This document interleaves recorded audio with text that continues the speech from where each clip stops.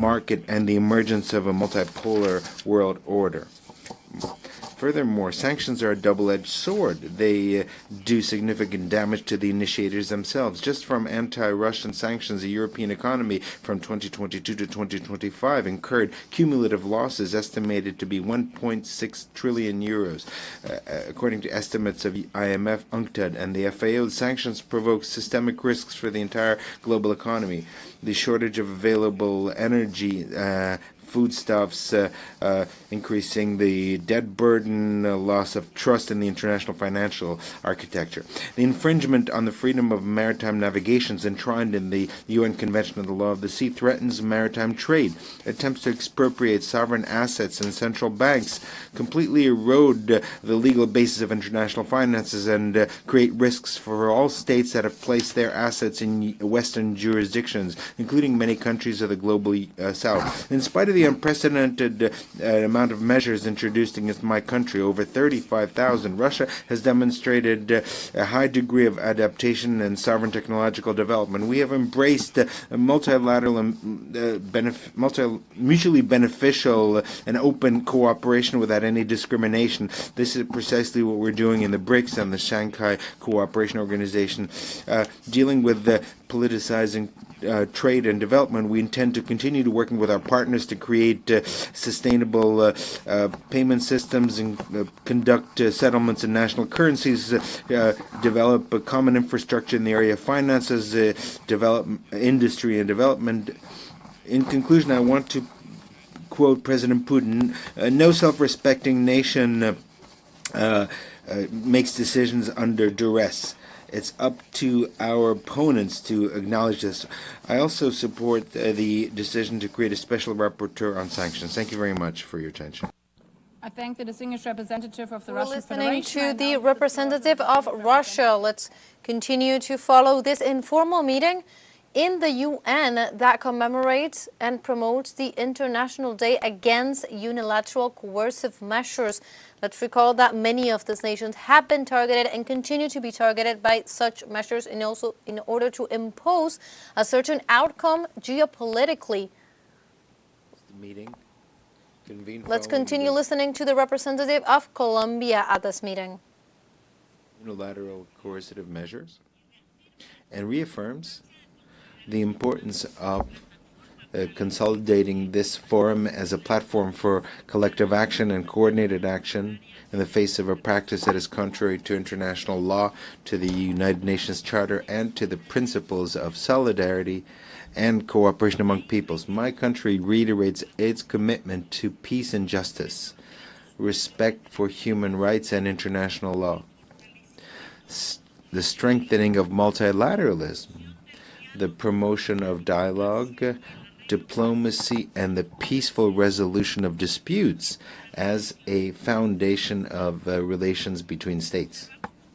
We note with concern the erosion of multilateralism, which is reflected in the growing use of unilateral coercive measures that are incompatible with the UN Charter. These measures disproportionately affect developing countries.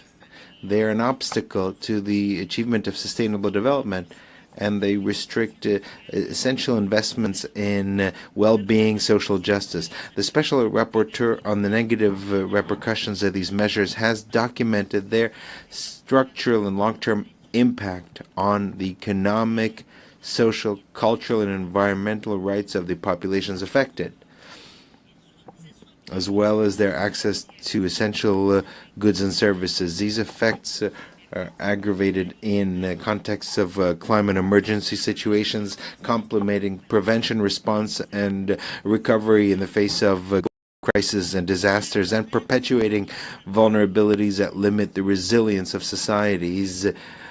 Due to their nature, unilateral coercive measures mainly affect the civilian population, and in particular women, girls, and children, older adults, and groups in a situation of vulnerability, thus undermining the principle of sovereign equality and non-interference in the internal affairs, thus generating humanitarian consequences that no political argument can justify. Colombia reaffirms that these practices undermine the 2030 agenda, are an obstacle to the full implementation of the SDGs, and erode democracy and sovereign equality, often becoming an unacceptable interference. We would like to make an appeal to all states to refrain from adopting measures contrary to international law and to ensure the coherence of their foreign policies with the principles of human rights. Thank you. Muchísimas gracias, la distinguida. Thank That you was very the much. comments of the representative of Colombia. At this moment, we are listening to Samuel Moncada, Venezuelan representative to the UN, leading this meeting on the International Day Against Unilateral Coercive Measures.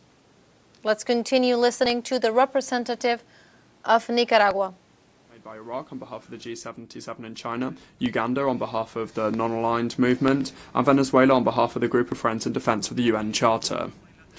Unilateral coercive measures are weapons of economic warfare created outside of the scope of the UN Charter and designed by Western countries to asphyxiate peoples, to destroy economies, and to try and undermine the sovereignty of peoples that do not accept their selfish hegemonic agendas. These measures are the most brutal expression of contemporary neocolonialism, a mechanism of domination that obstructs the right of peoples to live in peace and development. No state has the right to impose restrictions, to force or modify policies. These measures, which are illegal and arbitrary, are a violation of the UN Charter and of international law. These illegal measures cause grave humanitarian consequences. They paralyse social programmes, block funds and essential inputs, make food and medication more expensive. They block investment and take away work and development opportunities and are an obstacle to the implementation of the 2030 Agenda and the SDGs. Nicaragua clearly and categorically condemns these aggressions, these illegal unilateral coercive that deny peoples their right to development and the right to health, food and decent housing. President Nicaragua has experienced these injustices and still face extraterritorial instruments that are designed to strangle our economy and to put conditions on sovereign decisions and our people have engaged in policies for health, education, security with dignity and independence, including under legislation. We even have the terrible NICA Act and the Renacer Act that were designed to compromise our policies. The governments of the United States and the EU are imposing these legal measures as a systemic tool against our foreign policy and against sovereign states. Almost a third of the global population is a victim of these exceptionalist and illegal policies. We reject the slander of the United States and their blackmail against Venezuela, which is an attack against the proclamation of Latin America and the Caribbean as a zone of peace. It's essential to assume this with a sense of self-determination and sovereignty for our peoples. Nicaragua continues to raise its voice against the interference and injustice of embargoes and wars, and we are always in favour of peace, social justice and brotherhood between peoples. Thank you very much. Muchas gracias, representante. I thank the That was representative. the comments and statements made by the representative of Nicaragua. At this moment, let's recall that we are looking at this informal meeting in the UN against unilateral coercive measures. We've heard from different countries in the global south that have been targeted by this kind of measures: Cuba, Venezuela, Nicaragua, Colombia as well. So we will continue updating you on this and other information, so stay tuned and tell us in English.